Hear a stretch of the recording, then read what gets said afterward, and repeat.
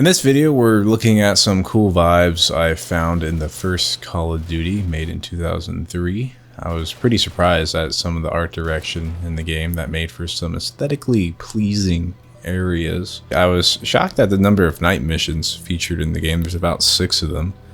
They just keep throwing them at you. The game even starts off on a night mission, which is cool, called Pathfinder. You play as a paratrooper dropping in enemy territory. So you get to start in this nice little backyard area with cricket ambience. And it even comes with a lake. And if you throw your grenade in the lake, it just blinks out of existence. The first interior area you find kind of leaves a bad impression because it has this weird lighting that I was expecting the rest of the game to be like this. I thought it was just a product of the time, but this isn't seen again in future rooms. They actually have pretty nice soft lighting that makes the rooms cozy.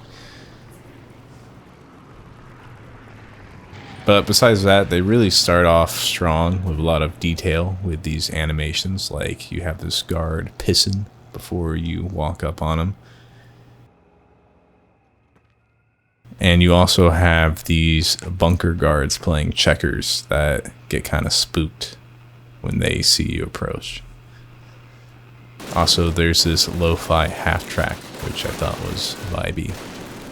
I was really impressed with the first level and its sense of chaos with the burning planes and explosions in the sky. And it even has this chaotic switch to this more gloomy atmosphere with the gray clouds coming in, which is a really cool skyboxes. There's a couple of cool skyboxes in this game that we're gonna showcase. But I was honestly impressed by some of the mission areas. For example, Alp's Chateau mainly takes place inside this mansion that's been converted into a German base. The mansion has these long corridors with checkerboard floors and kind of weird pasty white walls that look untextured, but upon closer inspection you can see that they are textured. The blandness of the walls kind of makes this level feel a lot more eerie in a way. It kind of feels like the level isn't fully complete. Plus, add the several hallways and you got a good top 10 spooky liminal space area. The mansion has a lot of neat little details like this Nazi bedroom that indicates the Nazis sleep here. Also, I thought this bathroom was weird, and I think what it is that there's no wall decor like a mirror or pictures or anything. It's probably because they lacked advanced mirror technology in 2003. But the lack of decoration and everything being this matte white, including the tub and toilet, just makes this bathroom feel empty and kind of odd looking. At least the furniture has nice velvet textures in the house, which is also seen in the second level in this weirdly detailed building.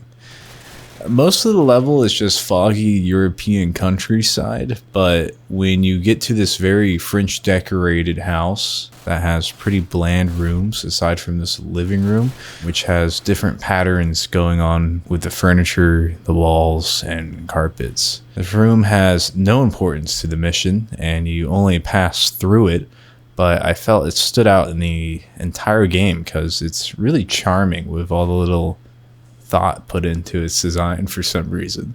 Definitely a 8 out of 10 on the cozy room scale as compared to most rooms, which are just wood and lamp.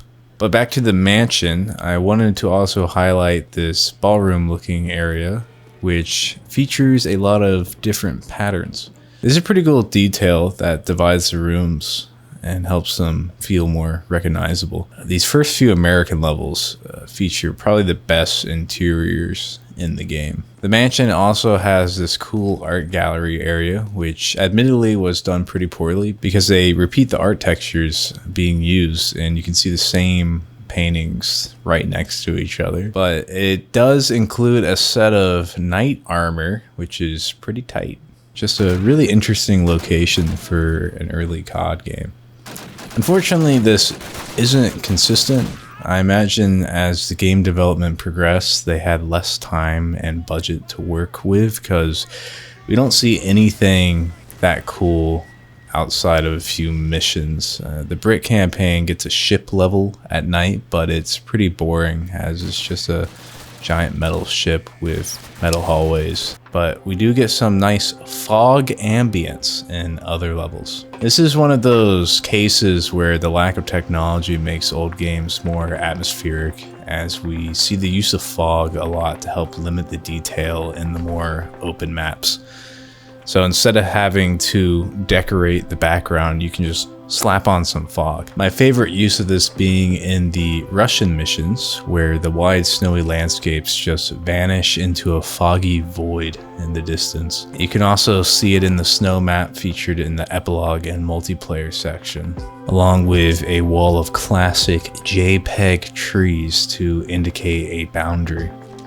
The low quality flavor adds a subtle creepiness / coziness to the areas that make them more interesting, in my opinion. Kind of like alpha Minecraft fog made it more atmospherically spooky. Also, me being a nature enjoyer, I thought the snowy forest was a fun level to shoot people in, as well as the POW camp that features a nice little cricket ambience. One of the British levels features the best skybox and background in the game. On the map, the Eater Dam. This mission takes place during a sunset and features mountains in the background. When I first loaded into this level, I was pleasantly surprised of how pretty everything looked. You have these lovely colors in the sky, along with the pretty nature scene of mountains and the water from the river. The dam also features these lights on the other side that highlights the flowing water coming out of the dam, which is a nice detail.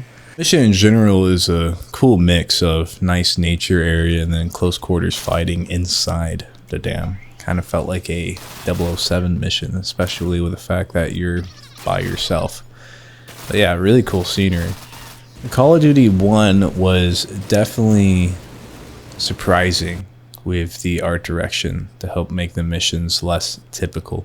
I never played it before and was honestly impressed by how not generic it was with its ideas. But I was also not as impressed, if that makes sense, because while the first levels start out really cool and there's some cool things throughout the game, it kind of gets less interesting with the mission maps as you get to the end.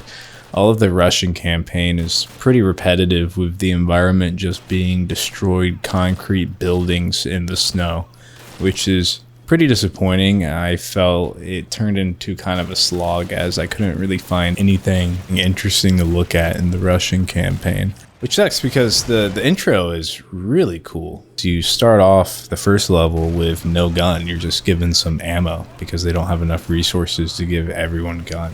And I thought that was pretty unique. You don't see that. You don't even see that in Call of Duty 2. But there also is a tank level, which I was surprised at. I didn't know they were going to feature vehicles in the first Call of Duty. So we can get tanks, but not mirrors in bathrooms, unfortunately.